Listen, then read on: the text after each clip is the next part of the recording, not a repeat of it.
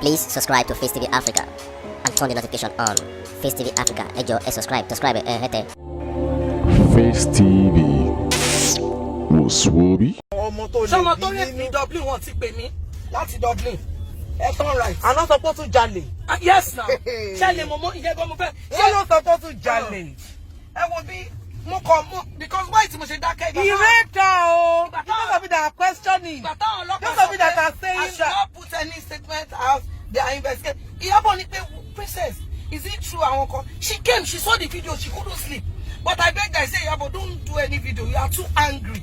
But that midnight, kan tó jẹ́ kí n ṣe video ẹni pé, how come police is telling me keep calm, I'm calm. Then I'm seeing different things. They are trying to paint another thing to sabotage you. To the extent that they are even trying to paint me that I'm a bad person. All the children I have said that have lived with me. Tani Yomi. Yomi, who almost defrauded me in London. We had a program in Indigo O2 where I, Fetia Balogun, BC Bidakope and others were.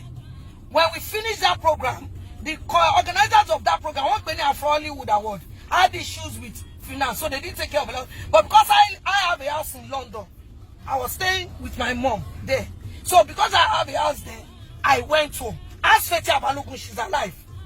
When I was performing on stage, I made reference to that thing that, how can you bring us to London? You can't even do it. Assuming you knew that I'm a London girl, you should have told me you needed them. When I got that from say, Otumba Shegun Rushewe called me that, was that a joke or was that? I said, I'm serious. Say, how many of us came?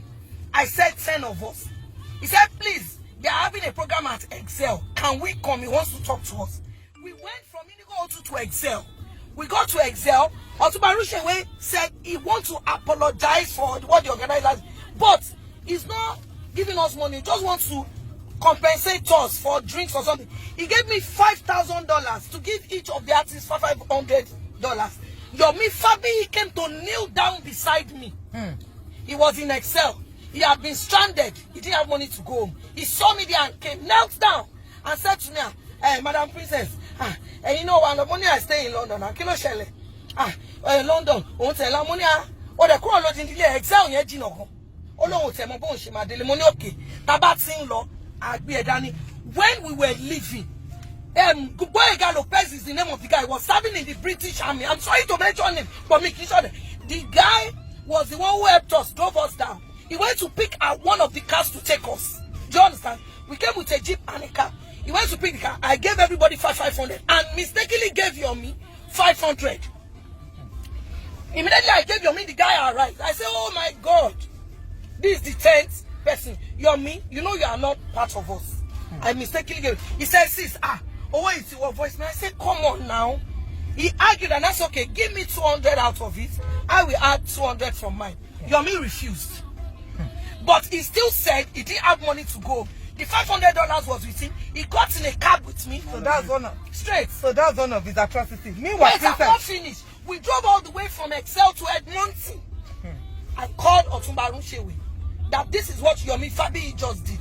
The man said, Madam Princess, don't worry. Come and meet me at the airport. From Edmonton, I went to the airport, collected another $500, called the guy and gave. That guy is bigger than $500. He's a rich person.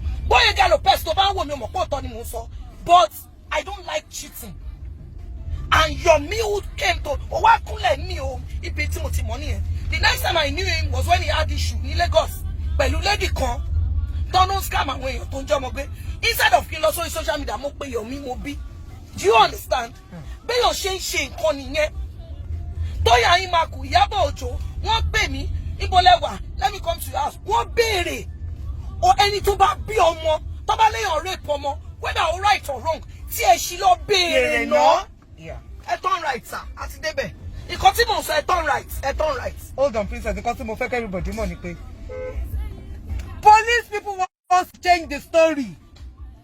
Ìyábọ̀ sọ fún wọn wọ́n láwọn. Do you understand? Wọ́n láwọn change ẹ̀ mọ́. They actually, there is a proof to say it to your mouth. Let them hear. Did I tell you that yesterday they were saying it to my face?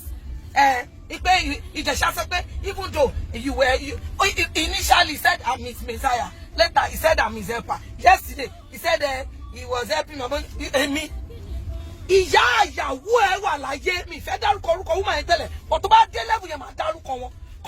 fún mi pé ìwọ ni ẹ bà mí èmi Olúwadámilọ́lá ṣé nítorí nǹkan yí fún mi díẹ̀ nítorí after wedding nǹkan ò tiẹ̀ ní yí tó lágbára bá náà. jẹ́ pé bí mo ṣe wà tẹ́lẹ̀ níbi tí bá ti ń sọ̀rọ̀ ẹjọ́ mi ò brag mi ilé má lè máa ṣe sílẹ̀ mi dà mi kì í ṣe èèyàn kan tó ń fọwọ́ sọ sẹ́yìn gbogbo èèyàn tí mo mú Jẹ̀ṣà lọ bá pé kọ́ ẹ park bá ilé wa ní flower yìí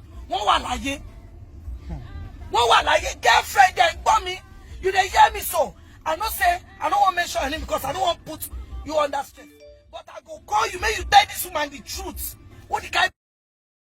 Please subscribe to Face TV Africa and turn the notification on. Face TV Africa, ẹ jọ̀ọ́ ẹ subscribe hete. Face TV was Swoby.